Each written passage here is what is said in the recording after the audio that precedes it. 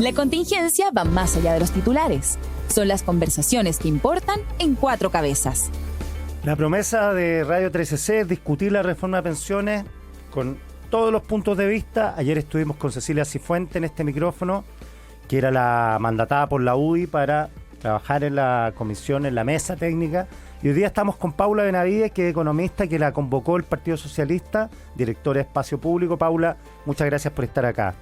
Muchas gracias a ustedes por la invitación. Muy buenos días, Quique, y también para quienes escuchan tempranito la radio. Oye, le pregunté a Cecilia ayer, que como insisto, es la mandatada por la UDI, si lo que salió desde el gobierno la representaba un poco. Ella me dijo que sí, que sí. ¿Tú te sientes representada por lo que salió desde el gobierno? Yo creo que cuando se construyen acuerdos, nunca todos quedan 100%. Esa es la gracia. Claro, porque esa es la lógica de construir un acuerdo. Ahora, dicho eso, yo valoro profundamente el acuerdo y creo que hay pasos y avances muy significativos. Y desde mi punto de vista, además, avanzar en esta reforma considero que de verdad sería un hito histórico, como fue en el 2008 la reforma que creó el sistema de pensiones solidarias.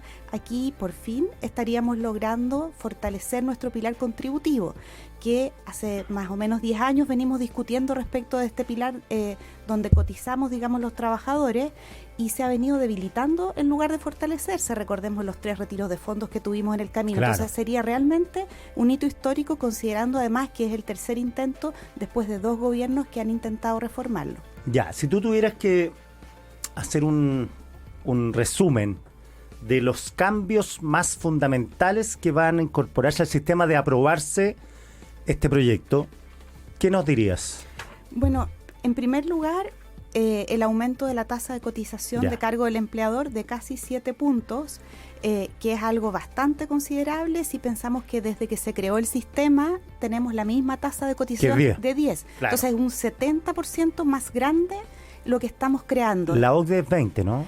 Está en torno a 20 puntos. Ya. Ahora, claro, efectivamente, y entonces primero está ese fortalecimiento, más ahorro previsional, que es fundamental. Además tenemos que recomponer el ahorro que se perdió con los retiros, que representaron un 25% del saldo que teníamos antes de la pandemia.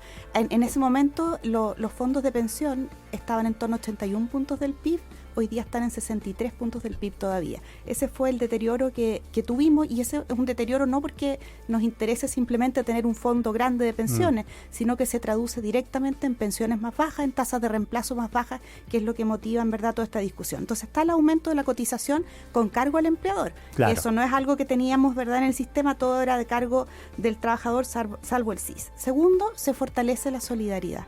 Se introducen elementos. A mí me podría haber gustado más solidaridad, pero hay varios acá que son muy importantes. Primero, se fortalece el seguro de lagunas, que ayer se discutió y aprobó en la Comisión de Trabajo del Senado. ¿Cómo funciona eso? El seguro de lagunas básicamente es que nosotros no sabemos si nos va a tocar enfrentar cesantía, y a quienes les toque enfrentar cesantía, sus cotizaciones van a estar cubiertas, es decir, no va a tener una laguna previsional. ¿Y de dónde vienen esos recursos? Para que se mantenga nuestra cotización de un fondo de cesantía solidario que existe hoy día en el seguro cesantía. Ya, entonces yo quedo cesante ahora, mis cotizaciones van a seguir siendo pagadas por este seguro con un monto distinto al que cotizaba. Claro, hoy día existe un pequeño seguro de laguna, que es cuando las personas están haciendo giros desde el Fondo Cesantía Solidario. Los beneficios del seguro cesantía pueden venir de nuestra cuenta individual de cesantía o del Fondo Cesantía Solidario. Más o menos 23% vienen del Fondo Cesantía Solidario. Eso tenía cubierta las lagunas.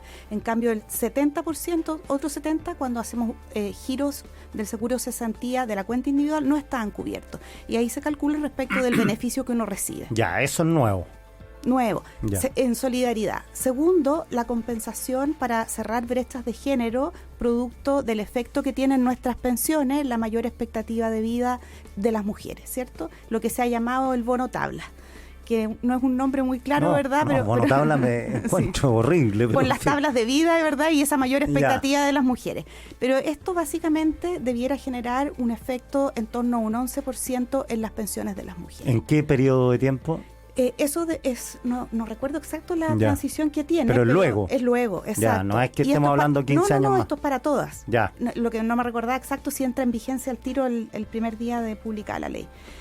Y el seguro de laguna, en el tiempo, digamos, a medida que se van cubriendo, debería tener un efecto como de 3% en las pensiones de todas. Todo esto es difícil construir las pensiones, entonces se tiene que construir con muchos perfeccionamientos en distintos ámbitos. Tercero, en esa parte de elementos que tienen un componente de solidaridad, está este complemento para las pensiones que se ha llamado garantía, ¿verdad? De 0,1 UF por año cotizado, con un tope de 2,5 UF, y eso va a permitir mejorar las pensiones actuales focalizadas donde estaban las tasas de reemplazo más bajas, es decir, en quienes más años cotizaron. ¿Cómo funciona eso? A ver, desmenuzémonos, porque 0,1 UF, el Estado pasa 0,1 UF al cotizante, al trabajador. Claro.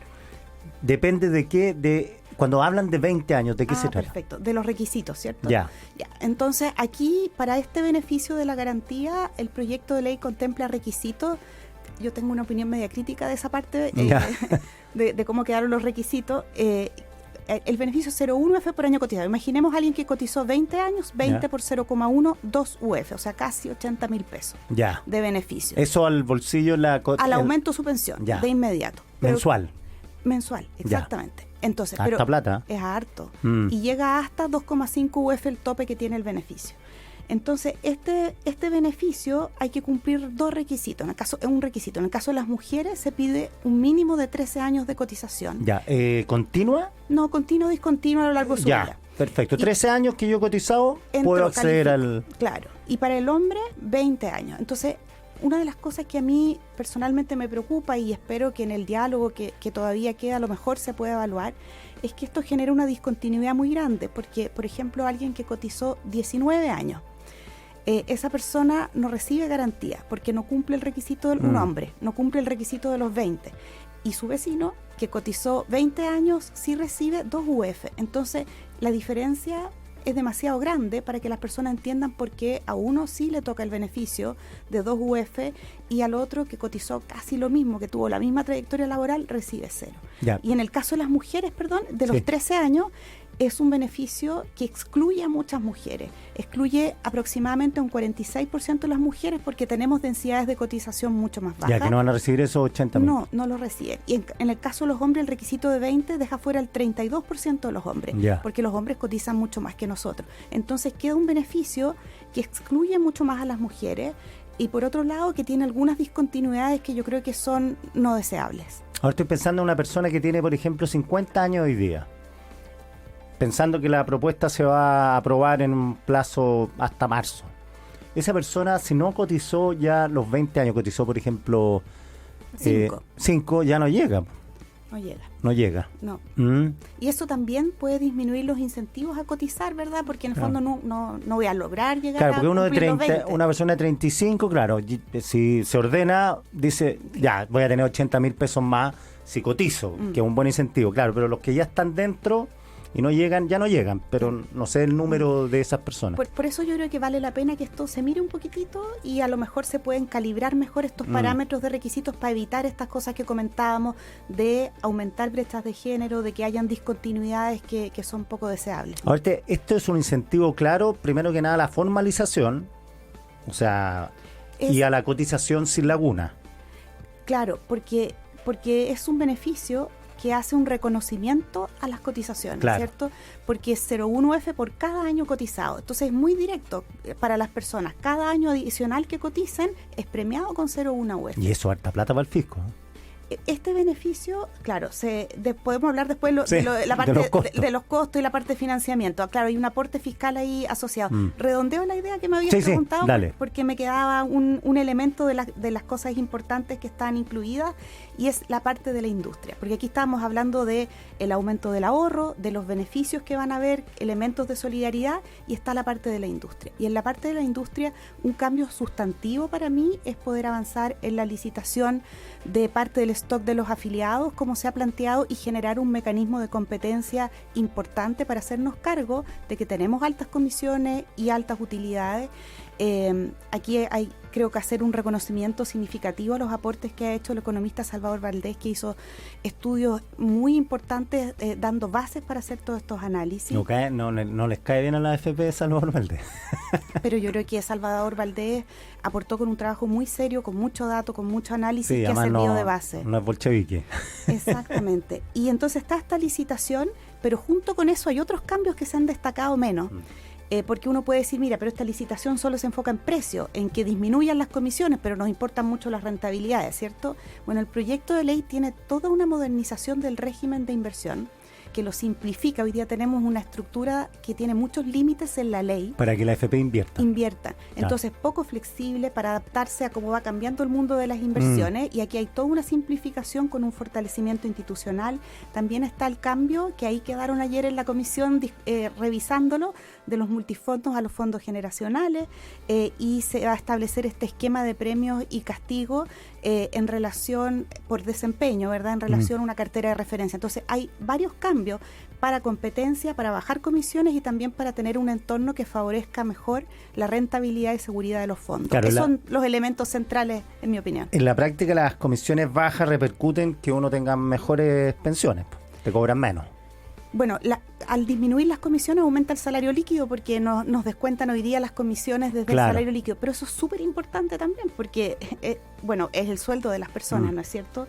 Y porque estamos hablando de algo que es obligatorio y que está en el marco de la seguridad social. Entonces hay que velar porque eso funcione eficientemente. Y por otro lado, nosotros estamos agregando costos, ¿verdad?, al empleo. Entonces esta comisión es descontada también del salario y por lo tanto uno tiene que generar mayor eficiencia para que al final el espacio que hay pueda ir a aumentos de cotización sin tener mayores impactos en el mercado del trabajo y fortalecer así las pensiones. Sí, una de las gracias que tiene la licitación de stock, que a la AFP no les gusta para nada, y tienen su argumento, pero no es el caso decirlo ahora, es que también si a uno lo cambian de AFP por la uno puede decir, sabe que no, la verdad que me quedo en mi AFP. O sea, hay libertad para eso. Efectivamente, el diseño se fue discutiendo mucho sobre la licitación para llegar a un acuerdo respecto de esto, y se introducieron cambios que yo creo que la dejan como un mecanismo fuerte, pero a la vez que respeta que hayan, digamos, afiliados que en cualquier momento pueden decir yo no voy a la licitación, entonces se les da un plazo para que digan no quiero ser traspasado. Y eso además está cuando ya se conoce quién se adjudicó la licitación, se conoce la comisión que va a cobrar, la persona va a tener esa información y puede decir yo no quiero ser traspasado. Y además después, si fue traspasado y no dijo nada, en cualquier minuto puede elegir lo que no se puede ahora. Exacto, porque en la licitación de los nuevos afiliados están obligados a permanecer durante 2 años. Claro, 2 años, ahora uno se puede cambiar. Estamos conversando con Paula Benavides, economista. Ella fue miembro de la Mesa Técnica de Pensiones convocada por el Partido Socialista. Te quiero preguntar, hay todo un enredo semántico que no es menor. Algunos hablan de solidaridad, otros hablan de reparto. Reparto para la derecha da tirria, tal como la AFP le da tirria a la izquierda. ¿Cuál es la diferencia? ¿Hay diferencias cuando hablan de solidaridad con reparto? Porque he escuchado gente de derecha que está en contra del acuerdo, que es reparto la muletilla para criticar el acuerdo y decir por qué estamos en esto. Bueno, el reparto lo que es un mecanismo de financiamiento donde beneficios para los pensionados se financian con aportes, cotizaciones de los actuales trabajadores. Entonces es una palabra que digamos en el lenguaje técnico se circunscribe a un mecanismo de financiamiento. La solidaridad es un concepto más amplio que en esta discusión una de las cosas bien increíbles es que hay palabras que no se pueden pronunciar, no se pueden decir. Sí. Yo me resisto a no usar la palabra solidaridad porque es un principio de la seguridad social y creo también que es un principio que nos permite construir una sociedad más cohesionada.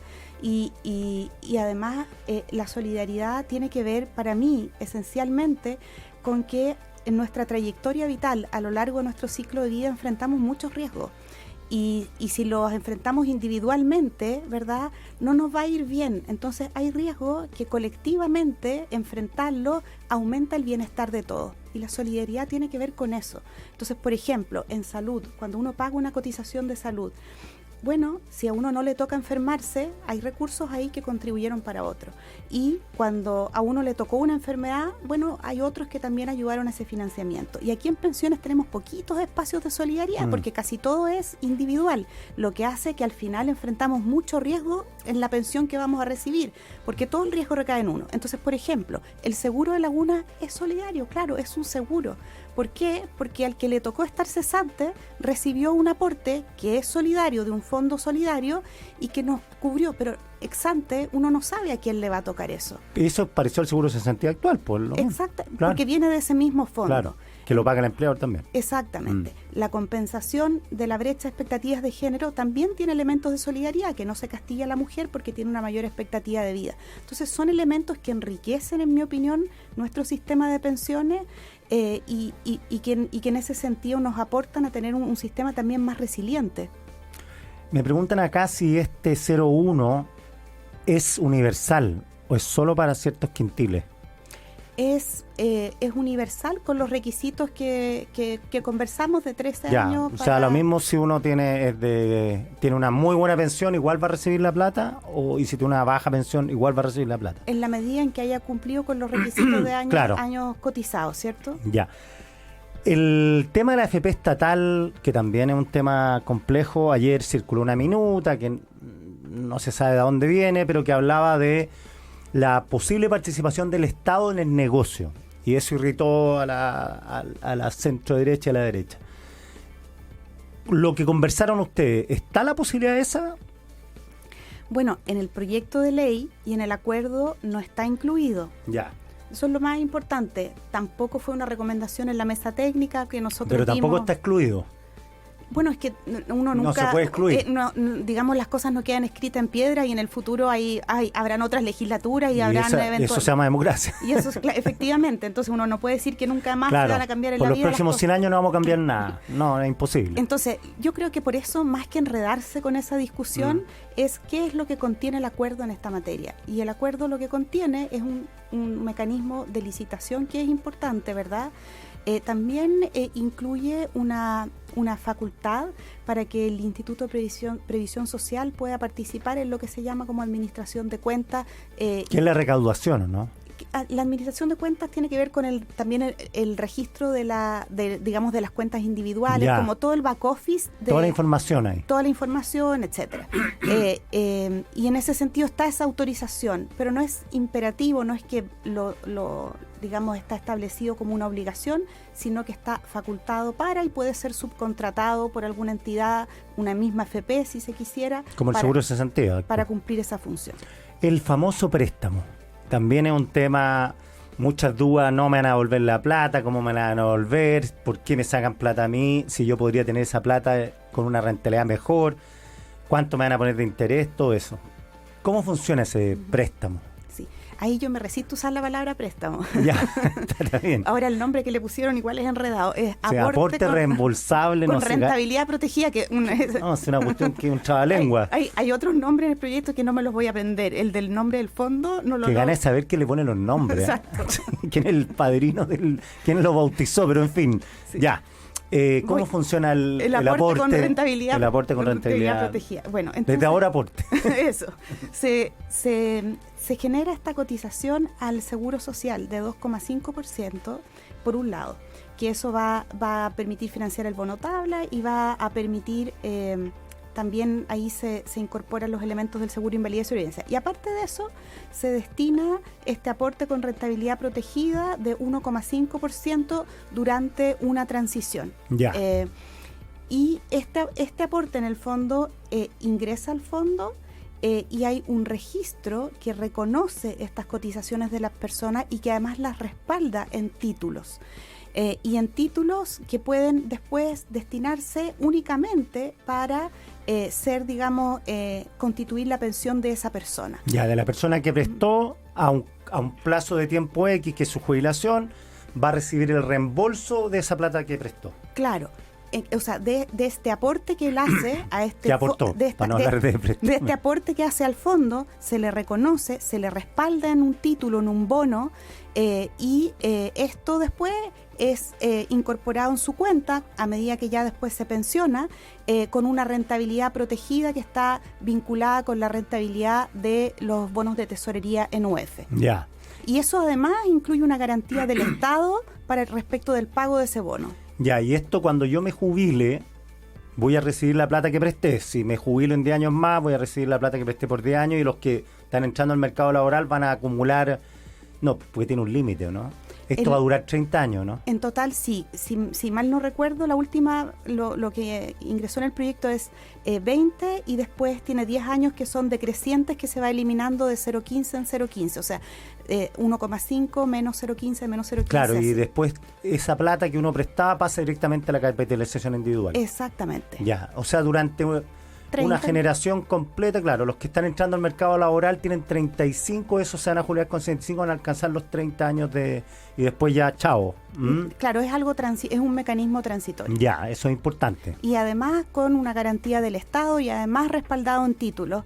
Y en ese sentido yo creo que yo destaco que haya habido acuerdo en esta materia en generar este mecanismo y bueno, finalmente eso después va a ingresar a las cuentas individuales en el mediano o largo plazo. ¿No? Claro, lo que la gente no hace es, siente muchas veces que la plata de la cotización es como una pérdida. Te fijas que te lo quitan del líquido, que es un no consumo presente. Pero al final, si uno hace la lógica, si coticé 20 años, voy a recibir 80.000 pesos mensuales más. Cuando los necesite mucho, pues no voy a estar trabajando. Claro, el préstamo va a ser un ahorro mensual. Si la duda está que si te lo van a devolver o no, que es el problema. Habrá que confiar en el Estado chileno. Pero por eso se incorporaron además muchos mecanismos de que quede respaldado en títulos y con garantía del Estado. Hay una discusión que va a venir en estos días que es muy importante que se dé, que tiene que ver con toda la parte fiscal que tiene este proyecto de ley y con la misma sostenibilidad de este fondo, y yo creo que son materias que ameritan cierto un análisis riguroso de forma que todos esos antecedentes y cualquier perfeccionamiento que haya que hacer queden totalmente respaldados, y yo creo que finalmente se avance en un acuerdo que funcione bien y además un acuerdo que tiene el compromiso de todos de ser sostenible. Paula Benavides, 1.000.000 de gracias por todas las explicaciones de este tema que es tan complejo pero tan importante para las personas. Muchísimas gracias por la invitación y que tengan buen día. Que tengan muy buen fin de semana. Gracias. Cabezas sin límites y con mucho que aportar. Escuchas a Quique Mujica en Cuatro Cabezas, en Radio 13C.